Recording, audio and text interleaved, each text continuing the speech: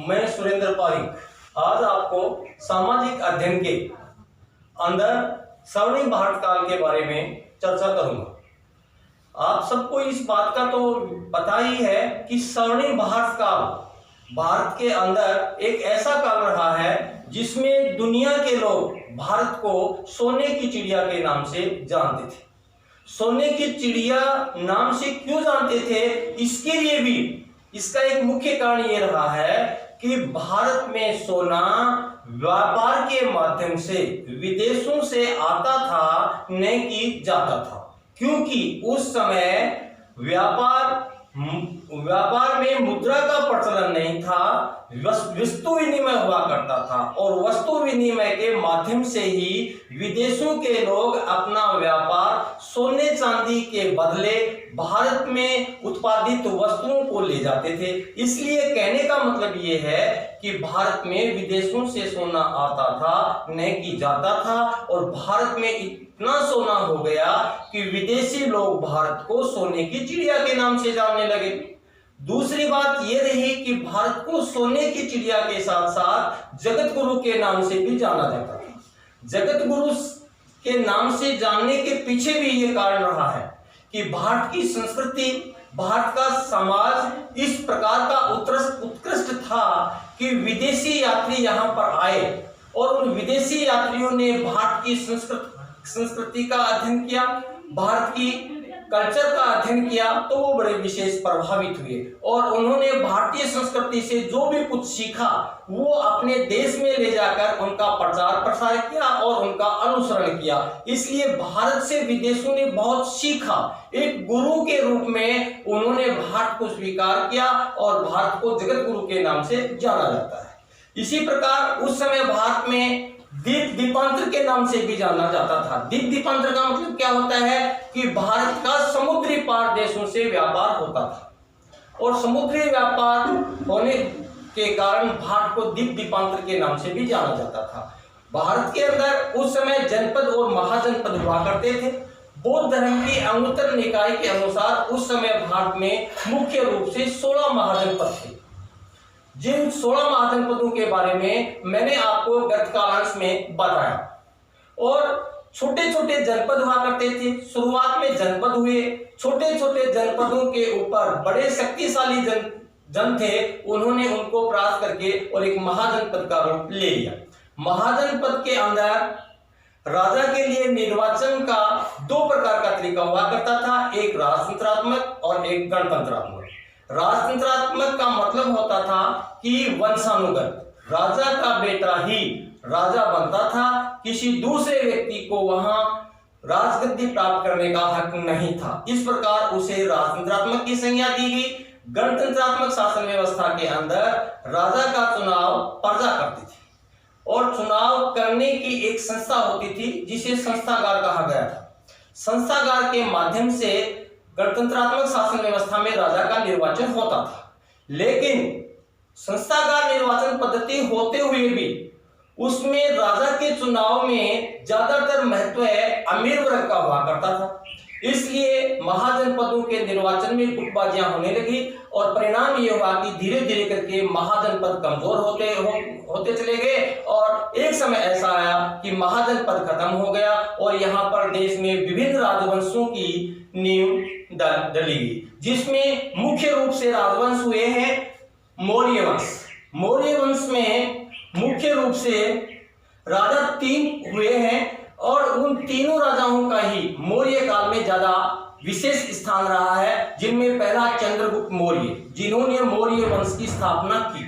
Number 2 पर जैसा कि बताया मैंने आपको कि चंद्रगुप्त मौर्य पहला शासक हुआ जिन्होंने मौर्य वंश की नींव डाली। उसके बाद बिंदुसार हुआ जो चंद्रगुप्त मौर्य का ज्येष्ठ पुत्र था। बिंदुसार के बाद में उसका ज्येष्ठ पुत्र न होते हुए भी अशोक अपनी प्रतिभा और कुशलता के बल पर बिंदुसार के राज्य का उत्तराधिकारी बना। ये 3 ऐसे राजा हुए हैं जिन्होंने मौर्य साम्राज्य को प्रभुता, सुदृढ़ता और मजबूती प्रदान की और भारतीय इतिहास के अंदर मौर्य साम्राज्य को एक अपना अलग स्थान दिया। मौर्य साम्राज्य का अंतिम जो शासक हुआ वो वृहदत्त हुआ, जो उनका ही एक प्रधान था पुष्यमित्र शुंग। उन्होंने उनकी धोखे से हत्या कर दी और मौर्य साम्राज्य का अंत हो गया और एक नए राजवंश की नींव डाली गई जो शुंग वंश के नाम से भारतीय इतिहास में विख्यात हुई। और अब हम आपको एक बार पीछे लेके चल रहे हैं कि मौर्य साम्राज्य में चंद्रगुप्त मौर्य ने राज सिंहासन स्थापित किया। उस समय भारत की स्थिति कैसी थी? उस समय भारत में एक मगध नाम का राज्य था जो एक शक्तिशाली था और उस मगध साम्राज्य के अंदर नंद वंश का राजा घनानंद वहां का राजा हुआ करता था।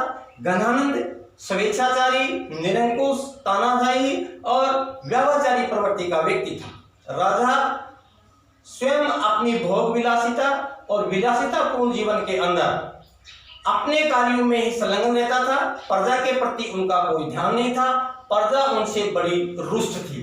कहने का मतलब यह है कि मगध के अंदर राजा की प्रवृत्ति के कारण अराजकता और अव्यवस्था का माहौल था। उसी समय एक यूनानी शासक सिकंदर भी भारत की पश्चिमोत्तर सीमा के ऊपर आक्रमण करने की सोच रहा था। ऐसी स्थिति में विदेशी आक्रमणों का भी खतरा मंडरा रहा था। साथ में मगध साम्राज्य की आंतरिक व्यवस्था थी वो भी चरमरा रही थी। ऐसी स्थिति में वहां की प्रजा इस स्वेच्छाचारी और इस निकृष्ट प्रवृत्ति के राजा से मुक्ति चाहती थी तथा एक ऐसे राजा के रूप में एक नया राजा चाहती थी जो चक्रवर्ती सम्राट का आदर्श प्रस्तुत कर सके और मगध साम्राज्य को मजबूती प्रदान कर सके। इस प्रकार की परिस्थितियों में भारतीय राजनीति के आभा मंडल में चंद्रगुप्त मौर्य जैसा एक बालक का उदय हुआ और उन्होंने मगध साम्राज्य के अंदर सत्ता कायम करके और मगध साम्राज्य को मजबूती प्रदान की। अब है मगध साम्राज्य के अंदर चंद्रगुप्त मौर्य का राज सिंहासन। चंद्रगुप्त मौर्य ने अपने गुरु चाणक्य की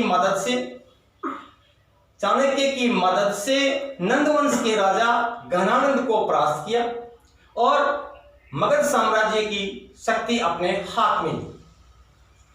मगध साम्राज्य का शासक चंद्रगुप्त बनने के बाद अपना प्रधानमंत्री उन्होंने अपने गुरु चाणक्य को बनाया। चंद्रगुप्त जो ही मगध साम्राज्य के राज सिंहासन पर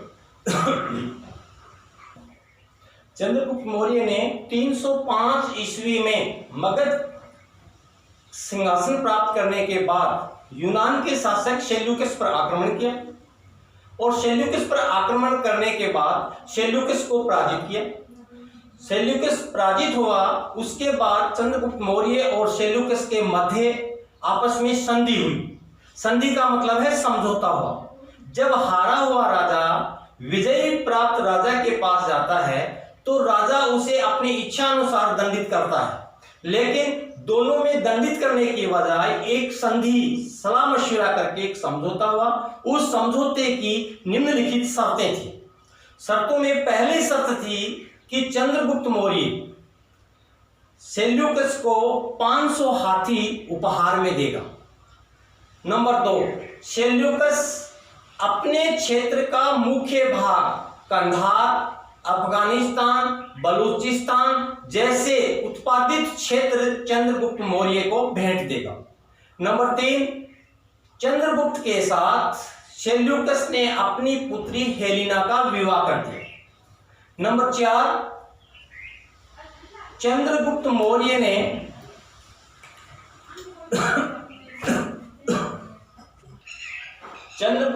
ने इन शर्तों के तहत सेल्यूकस ने चंद्रगुप्त मौर्य के राज दरबार में एक अपना राजदूत उसकी सेवा में भेजा जिनका नाम मैक्सनीज था।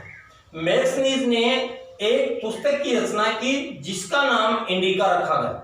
इंडिका के अंदर हमें चंद्रगुप्त मौर्य की प्रशासनिक व्यवस्था की पूर्ण जानकारी मिलती है। हालांकि वैसे तो मौर्य साम्राज्य की संपूर्ण जानकारियां इंडिका में मिल जाती है, लेकिन मौर्य साम्राज्य के चंद्रगुप्त के काल में मैक्सनीज का रहने से चंद्रगुप्त के शासन व्यवस्था के ऊपर विशेष प्रकाश डाला गया है और इसमें इनकी हमें बहुत सी मूलभूत जानकारियां प्राप्त होती हैं। इस प्रकार चंद्रगुप्त मौर्य ने सेल्यूकस को पराजित करके अपने साम्राज्य की सीमा को मजबूती प्रदान की और चंद्रगुप्त मौर्य ने और भी बहुत सी विजय प्राप्त की, जिनसे मुगल साम्राज्य का प्रशासन मजबूत हुआ और साम्राज्य की सीमाएं भी विस्तृत हुई। जिनमें से चंद्रगुप्त की विजय प्रमुख रूप से रही, पहली विजय रही यूनान पर विजय प्राप्त करके पंजाब पर अधिकार कर लेना। नंबर 2, मगध पर विजय। चंद्रगुप्त मौर्य ने नंदवंश के शासक गणानंद को परास्त करके मगध के ऊपर अपना एकाधिकार स्थापित कर लिया और मगध साम्राज्य के अंदर अपने साम्राज्य की सीमा को मजबूत किया। नंबर 3, सेल्यूकस पर विजय। जैसा कि मैंने अभी बताया कि सेल्यूकस के ऊपर उन्होंने 305 ईस्वी में आक्रमण किया, उसमें वो विजयी हुआ, दोनों के मध्य समझौता हुआ। समझौते की प्रमुख शर्तें अभी कुछ देर पहले मैंने आपको बताई। चौथी विजय उसकी रही दक्षिणी भारत पर विजय और 5वीं विजय रही उसकी पश्चिमी भारत के ऊपर विजय। इस प्रकार चंद्रगुप्त मौर्य एक साम्राज्यवादी व्यक्ति होने के कारण अपने साम्राज्य का विस्तार किया और मौर्य साम्राज्य को एक प्रमुख स्थान दिया। अंत में वर्धावस्था में चंद्रगुप्त मौर्य ने और जैन धर्म स्वीकार कर लिया और जैन धर्म स्वीकार करने के बाद में उन्होंने अपने प्राण मोक्ष के लिए, जैन धर्म में एक प्रथा रही है कि कोई भी व्यक्ति मोक्ष प्राप्ति की ओर अग्रसर होता है तो उसे संथारा करना पड़ता है। संथारा का मतलब होता है उपवास करना, और उन्होंने भोजन त्याग दिया, संथारा कर लिया और उसका देह शांत हो गया। ये चंद्रगुप्त मौर्य की व्यवस्था रही। अब उसके बाद में आता है चंद्रगुप्त मौर्य का पुत्र बिंदुसार। चंद्रगुप्त मौर्य के बाद उसका ज्येष्ठ पुत्र बिंदुसार राजा बना। बिंदुसार को मगध साम्राज्य की राजसत्ता प्राप्त हुई। बिंदुसार अपने पिता की भांति पराक्रमी और कुशल प्रशासक तो नहीं था, लेकिन फिर भी उसे अपने पिता की वसीयत के रूप में जो चीज मिली उसे उसने संजोए रखा और उसका विस्तार किया और उन्हें अपने काल में मौर्य साम्राज्य की प्रतिष्ठा को और बढ़ाया। इतिहास के अंदर बिंदुसार के काल में 2 विद्रोह हुए तक्षशिला नामक स्थान पर। बिंदुसार ने उस तक्षशिला विद्रोह को दबाने के लिए पहले अशोक को भेजा, फिर अशोक के बाद में अपने पुत्र सुसीम को भेजा और इस प्रकार बिंदुसार ने भी मौर्य साम्राज्य की शासन व्यवस्था को आगे बढ़ाया और मौर्य काल के इस काल में अपना स्थान प्रमुखता से पाया। अब इसके बाद में आता है अशोक, जो कि भारतीय इतिहास के अंदर अशोक महान के नाम से जाना जाता है। अशोक अपने पिता का ज्येष्ठ पुत्र नहीं था और अशोक को बिंदुसार राजा बनाना भी नहीं चाहता था, लेकिन अपने पिता की इच्छा न होने के बावजूद भी अशोक ने अपनी महत्वाकांक्षा के कारण अपने 99 भाइयों की हत्या करके और मगध साम्राज्य का उत्तराधिकारी बन गया। अब मैं अगला अशोक का विवरण, अशोक का धर्म, अशोक की विजय, ये सब बातें अगले अध्याय में बताऊंगा। जय हिंद, जय भारत।